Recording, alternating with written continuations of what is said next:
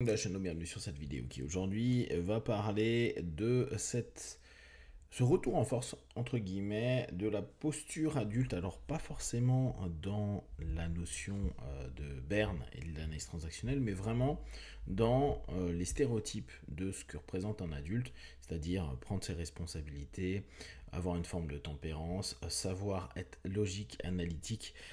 plutôt que trop dans l'émotionnel, même s'il y a une bonne gestion de l'émotionnel à ce moment-là.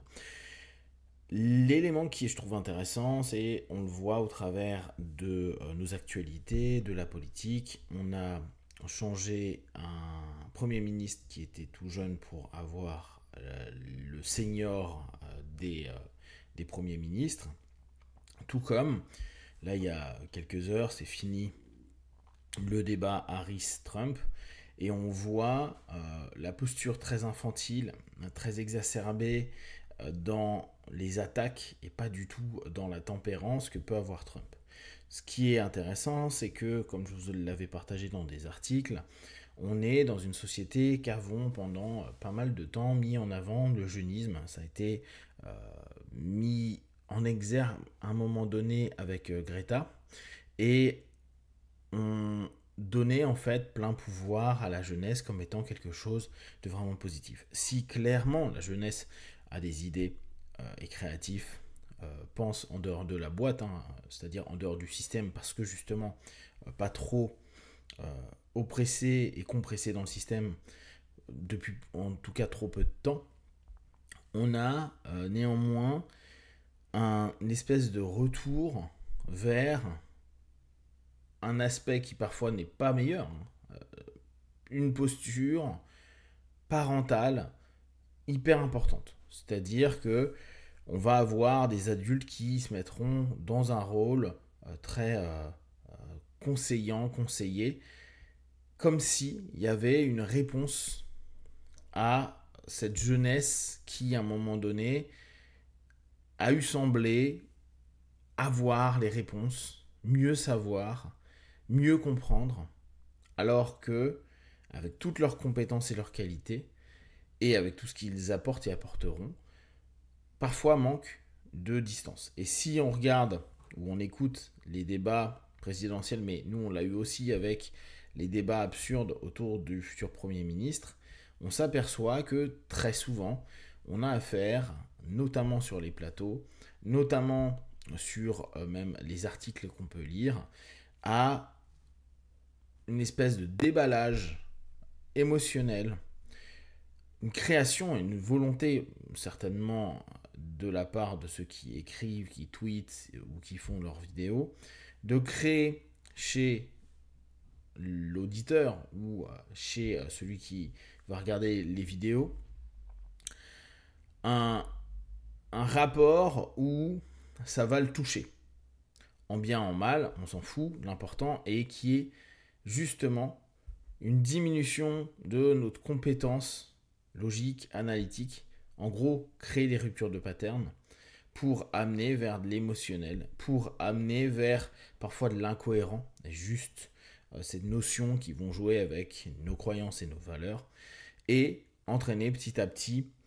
une perception des choses qui sera complètement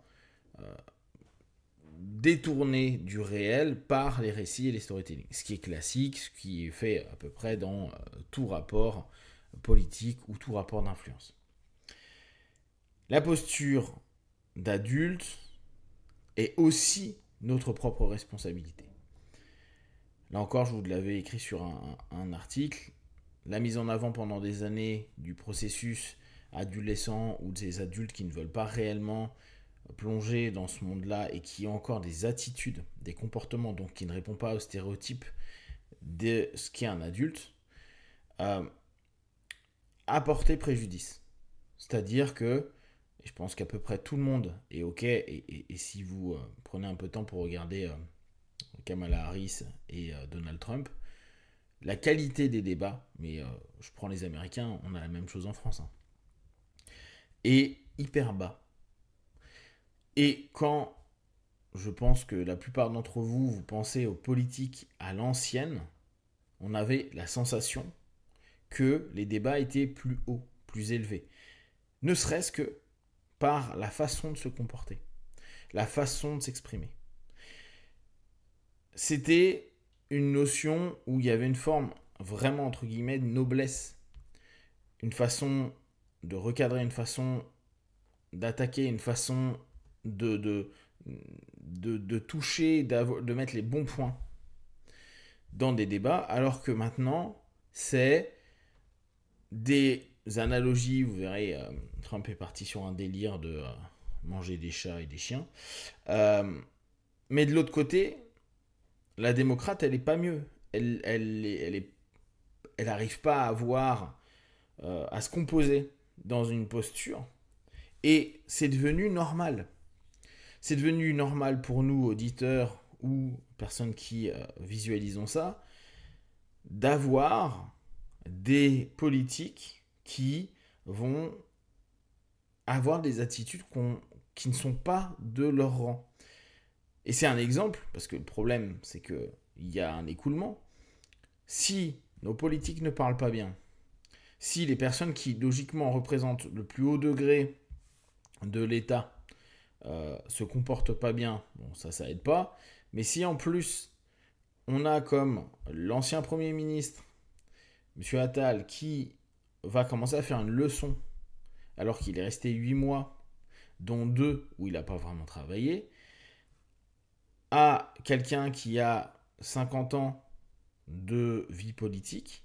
on se rend compte à quel point la pensée jeuniste de se dire moi je sais, je suis plus vif, rapide, et je reviens créatif, tous les trucs très positifs de la jeunesse, comme étant un plus pour quelqu'un qui a de l'expérience, fait croire à beaucoup de personnes que il faut buzzer. Il faut faire la petite chose qu'on va remarquer. Tout le monde a remarqué leur cadrage après de Barnier qui à ce moment-là lui a bien fait comprendre, t'es gentil mon pote, mais je pense que j'ai un petit peu d'expérience. Et ces jeux-là, c'est chouette, ça peut être sympa de temps à autre, mais c'est pas de temps à autre. Que ce soit dans les débats, dans les échanges politiques, dans la façon dont on va avoir les partis ou les personnes qui s'expriment sur ce qui se passe. On peut prendre hors politique, on peut voir aussi les problématiques qu'il y a pu avoir avec Nestlé, avec l'eau, voir comment il y a une espèce de non-responsabilisation du groupe qui s'est fait plusieurs milliards en exploitant l'eau de cette façon-là, mais qui va donner juste quelques millions. Alors oui, c'est énorme. Néanmoins, il y a une notion de non-responsabilité qui, d'ailleurs, alors ça arrange et tant mieux les associations, mais qui est particulièrement étonnant dans la démarche où tu te dis peut-être que le procès aurait prouvé des choses que cette grande entreprise ne veut pas être mis en avant parce qu'il risque d'y avoir des problèmes après de consommation ou en tout cas une publicité mauvaise à force de revenir et revenir encore constamment sur ce cas et cette problématique. Cette notion de non-responsabilisation, cette notion de vouloir gérer tout en mode un peu deal à la Scred, entre guillemets, à la Scred, il y a vraiment dans notre cheminement, fonctionnement, que ce soit politique, que ce soit bien sûr entrepreneurial, que ce soit dans nos interactions avec les gens, une notion à vouloir tout avoir peut-être dans une tendance qui a très bien fonctionné et qui a fait que maintenant il y a des millionnaires, de la gamification, que le jeu, le côté infantile du jeu a pris part dans à peu près tout avec des fonctionnements ludiques, et on sait qu'un jeu peut être très sérieux, mais qui amène une forme de comportement qui pose problème ou qui posera à moyen ou long terme des problèmes pour ceux qui restent trop dans ces postures trop puériles et non assumées, sans tempérance et trop dans l'émotion plutôt que dans les analyses. Si vous avez des questions et des remarques, partagez sur Facebook, YouTube, j'y répondrai le plus rapidement possible. Comme d'habitude, de tout ce que je propose, ne prenez que ce qui est bon et juste pour vous, testez, observez, analysez et concluez. Be one.